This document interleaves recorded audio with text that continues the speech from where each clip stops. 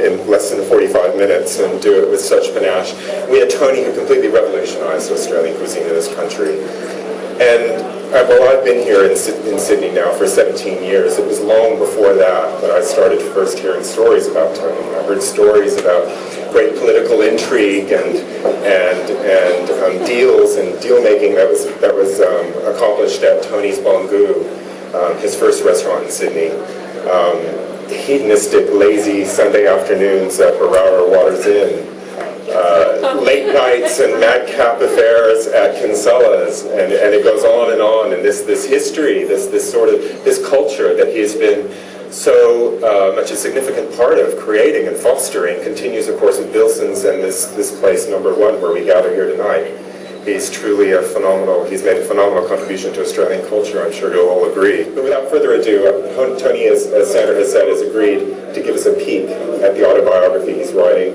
This is our equivalent of theater companies who let you peek behind backstage to see how it's all done. We get to hear a manuscript in progress, or snippets of a manuscript in progress, before the lawyers get their hands on it. So, without further ado, ladies and gentlemen, please join me in welcoming Tony Bilson. So that's a small glimpse of Tony's Bongu. And then later we moved up to Barara, and Barara was a rundown little sort of hotel built in the 30s, which we redid. In fact, Gay and I went off to Europe. We came back expecting to have a new restaurant. In fact, there was absolutely nothing there when we got back, but that's another story, which you'll have to buy the book to read. But Anders Osbach became our head waiter up there. He'd come up from Melbourne to join us. And this is a story about James Halliday. Anders was great front of house. He knew and loved his wine. He knew everyone in the wine world from his time with Len Evans and with Herman Schneider in Melbourne. He possessed great wit and was with elegant carriage. Together we attempted to put together a cellar of wine worthy of the restaurant. But part of that attempt involved forbidding people to bring wines from their own cellar so that we could match wines of the same quality in our cellar. How, we asked them, can we have a great restaurant without a great cellar? And it follows that we won't be able to afford to buy the wines if we don't sell them.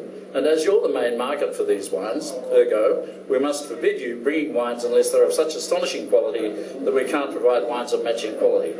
Phew. Well, James Halliday, lawyer, vigneron, and Australia's premier wine writer, rang me to request that he be allowed to bring such a wine. It was a 1928 Chateau Lafite.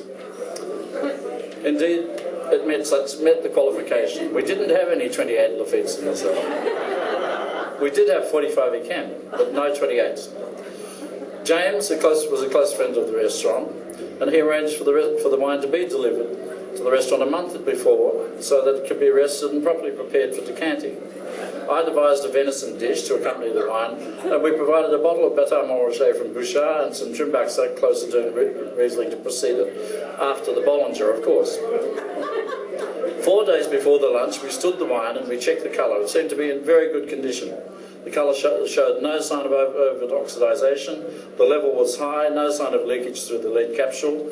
Too good, perhaps, because you must remember at this stage there was a lot of wine sort of faking going on.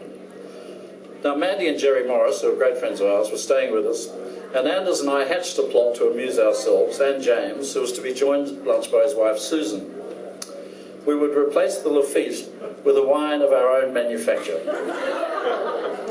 Gay and Mandy hatched a plot of their own, where the food would be served at table by Mandy, who would be naked, her modesty protected only by a bib apron.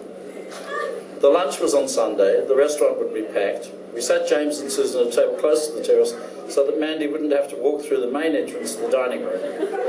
We wanted to create an amusement, not a riot.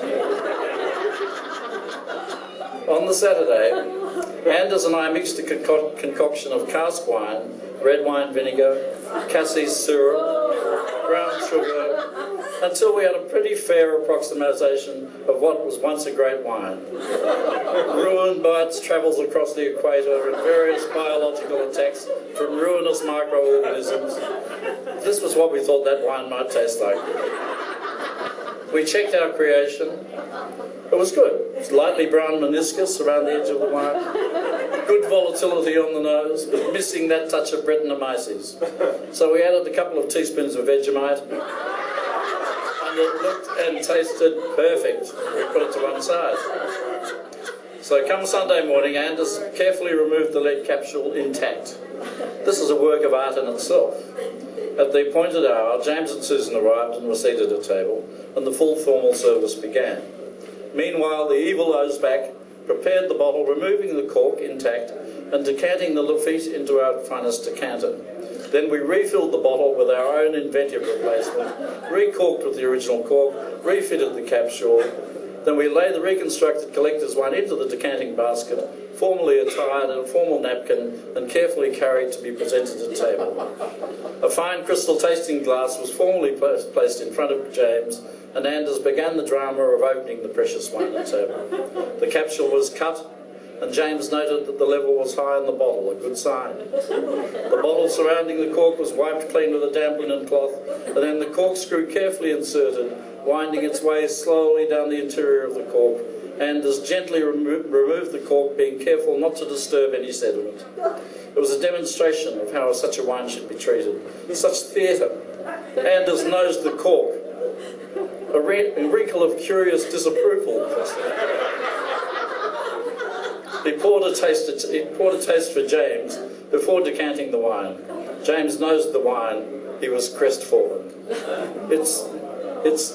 It's fucked.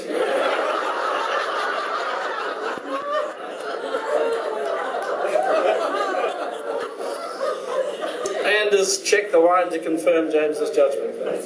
A great pity, he said. You can see the wine it once was. But it's gone.